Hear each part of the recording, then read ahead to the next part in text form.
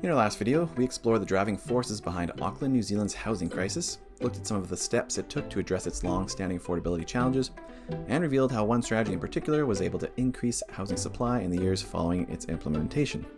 Today, we're taking a closer look at whether that increased supply led to an actual improvement in housing affordability, and whether Auckland's experience could serve as a roadmap for other overpriced cities around the world.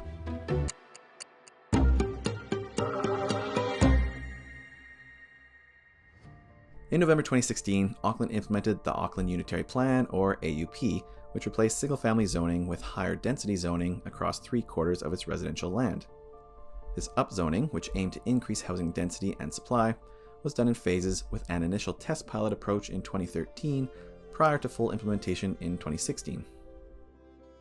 Studies completed in 2023 showed that the AUP significantly boosted housing construction, as land that was once the site of single-family homes got developed into new multi-unit housing projects. One study estimated a 4% increase in housing stock over 5 years, and another indicated 43,500 more housing starts occurred in Auckland over 6 years than it would have otherwise experienced, altogether highlighting the substantial impact the policy made on new home construction. But did the AUP and the subsequent increase in housing supply actually make a dent in its unaffordable home prices?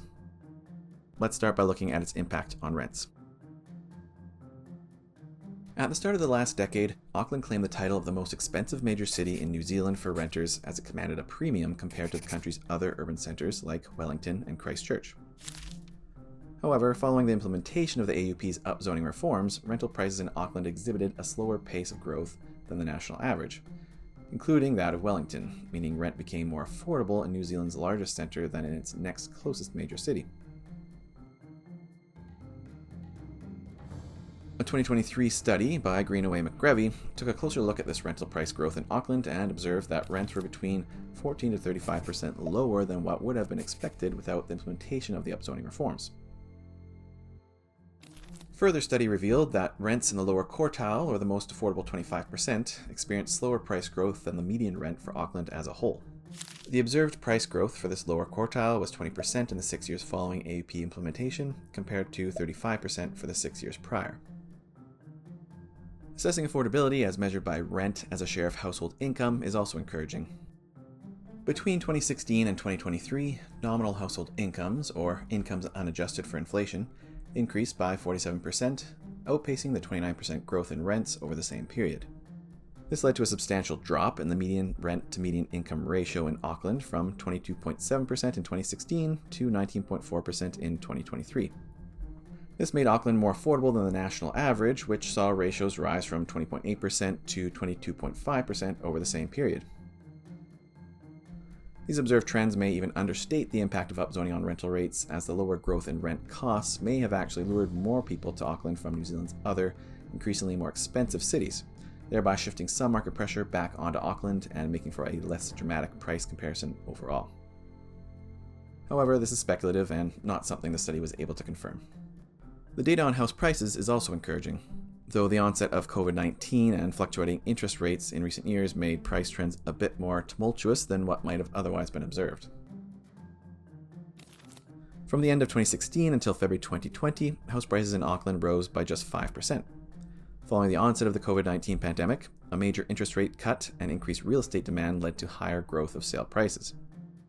This peaked at over 40% for Auckland, although it was notably smaller than the rest of New Zealand, where sales prices rose on average by over 80% at their peak. However, as interest rate cuts were increased following the pandemic, prices started to decline.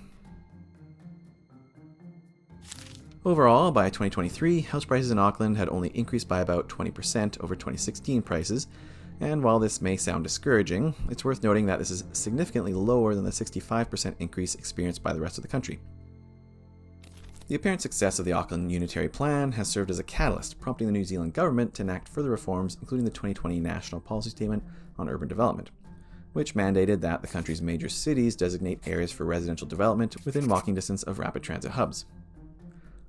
Subsequently, the introduction of the medium-density residential standard led to senior government overriding local councils' regulations in order to facilitate the construction of 3-story buildings with 3 dwellings on most residential lots.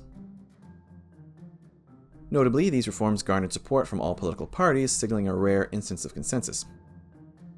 In terms of public reception, despite the prospect of shifting towards denser, taller forms of housing across the city, Auckland residents remain generally positive and supportive of further changes after seeing firsthand the outcomes of increased housing supply.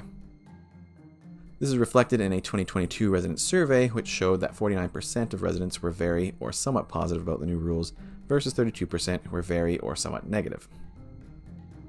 However, despite their initial momentum, these policies now face uncertainty due to the election of the centre-right National Party in 2023, which in July 2024 backpedaled on the mandatory nationwide medium-density residential standard, declaring it now optional for local councils to ratify, along with introducing a suite of other housing policy changes. The effect this announcement will have on housing supply and prices is still uncertain. So, what are the implications for other jurisdictions struggling with the high cost of housing?